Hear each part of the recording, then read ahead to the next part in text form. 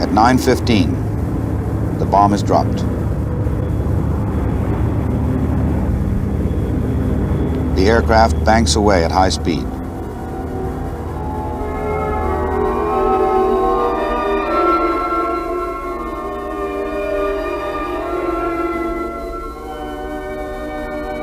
Just 50 seconds later, 15 miles from ground zero, the Enola Gay is rocked by the blast.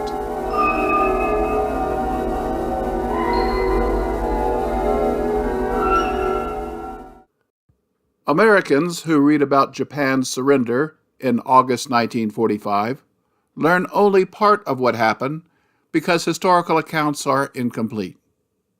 They recite the official narrative of the United States government that invading Japan would have caused 1 million American casualties. Luckily, the United States had developed the atomic bomb. After dropping 2 atomic bombs, Japan quickly surrendered. This official history fails to mention that Japan was seeking to negotiate a surrender since late 1944, after it was clear the war was lost. Tales of the American Empire produced 2 tales with strong evidence that Japan sought to surrender for months prior to the dropping of 2 atomic bombs. See these tales linked in the description, which also destroy the myth that Japan surrendered unconditionally. The Potsdam Declaration stated that Japan's armed forces must surrender unconditionally, not its government. Japan's conditional offer allowed its emperor and his government to remain in power. This was accepted only after 2 different types of atomic bombs could be dropped. The United States government had spent a huge sum to develop atomic bombs and needed to justify that expenditure, and wanted many more. In addition, the Soviet Union had evolved into a superpower, and an atomic bomb demonstration would be intimidating. Japan was clearly defeated by 1945. The naval blockade caused dwindling food and fuel supplies, while aerial bombings occurred daily, and aerial sea mining halted most inter-island trade. U.S. Navy admirals wanted to wait for the pain on Japan to increase to encourage surrender, but General Douglas MacArthur insisted on landing forces on mainland Japan as soon as possible. MacArthur's plan was codenamed Operation Downfall and had 2 parts. Operation Olympic was to begin on November 1, 1945, to capture the southern third of the southernmost main Japanese island, Kyushu. This would tie up Japanese forces in the south and provide air bases to support the second part, Operation Cornet, an amphibious invasion near Tokyo in the spring of 1946 after American forces from Europe had arrived.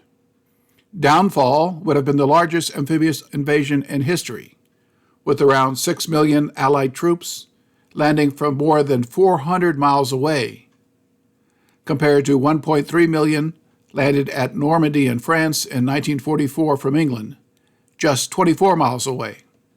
The Normandy invasion had massive nearby air support, but Operation Olympic would have to rely on air support from 42 aircraft carriers, since American P-51 fighters from Okinawa could barely reach southern Japan. American admirals were uncomfortable with this plan after the battle for Okinawa in April 1945. Their Navy task force was targeted by 1,000 kamikaze suicide aircraft. Kamikaze attacks had sunk 66 Allied ships and damaged over 250, destroyed over 100 aircraft on carrier decks, and killed more than 6,000 American sailors. Since then, the Japanese had pulled every old or damaged aircraft out of storage and trained pilots for them to ready some 6,000 kamikaze aircraft to oppose the invasion of Kyushu. These aircraft would not need to cross 400 miles of open ocean and overfly a destroyer screen like at Okinawa.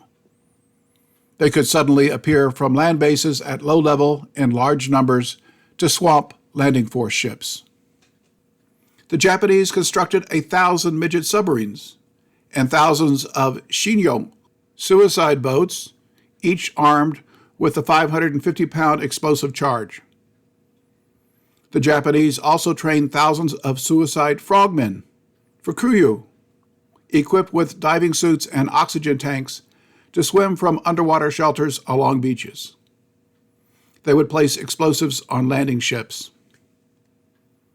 Japan formed and trained local militia units with small arms to defend their cities.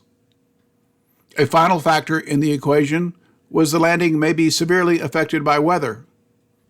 Typhoons had sunk dozens of Allied ships during the war, and several major storms appeared every month in that region.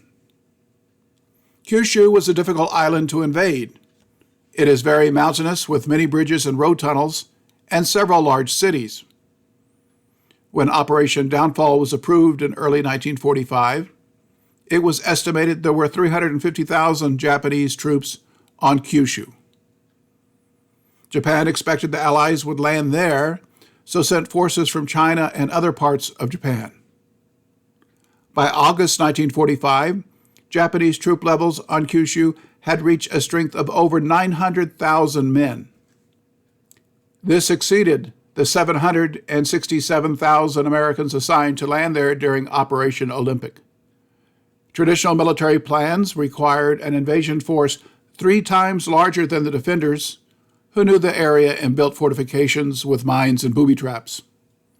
This is why Operation Olympic only hoped to take the southern third of the island. As Japanese forces grew on Kyushu, many planners opposed Operation Olympic because it would probably fail.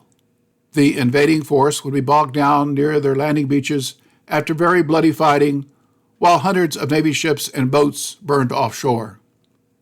When Army planners first studied a future invasion of Japan in 1943, they recommended invading the lightly defended and lightly populated northernmost island of Hokkaido. Air bases there were closer to Tokyo than Kyushu, and this would force units from Tokyo to move north to stop the Americans. Some American Army planners argued that it would be easier to seize a few offshore islands with airfields or a harbor where supplies could be staged to support the Tokyo landings.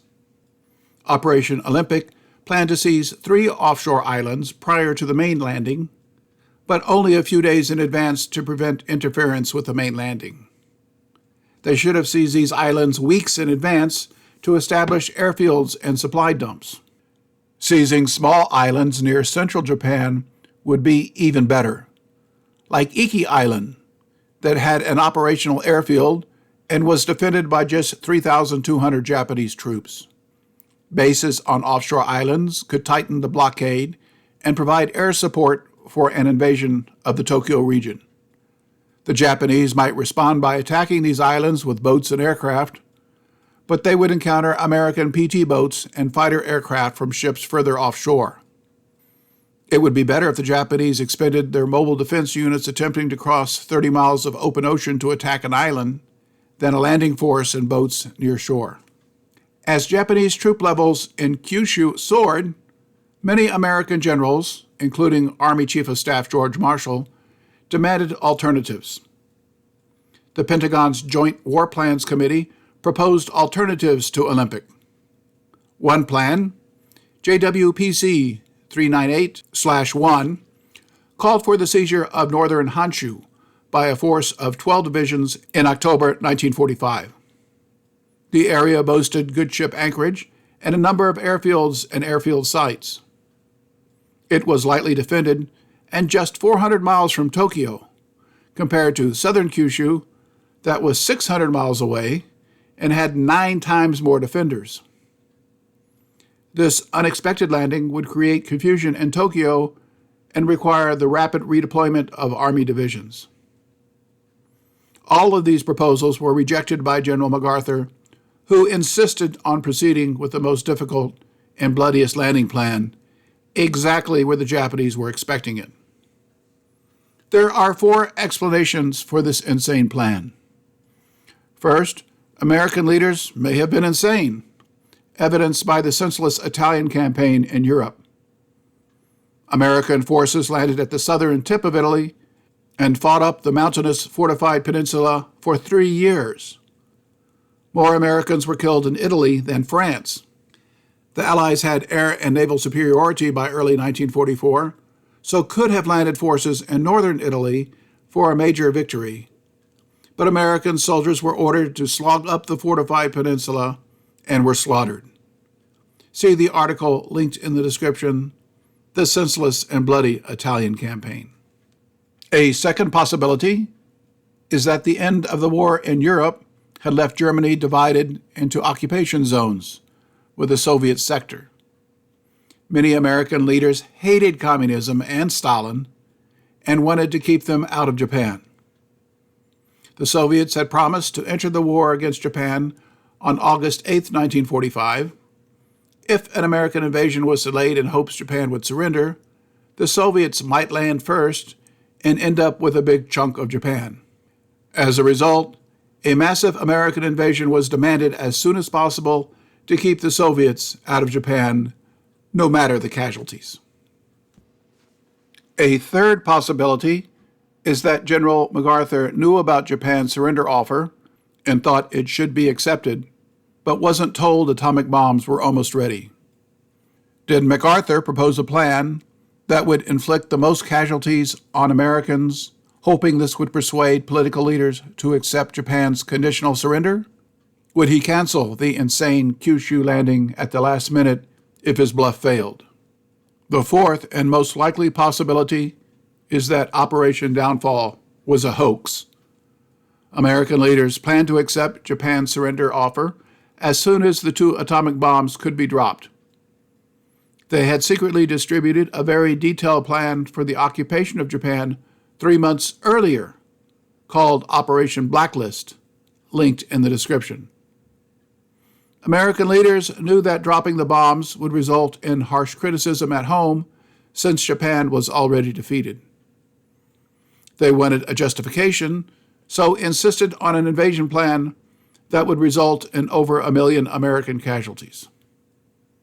This allowed them to announce that dropping the atomic bombs saved 1 million American lives.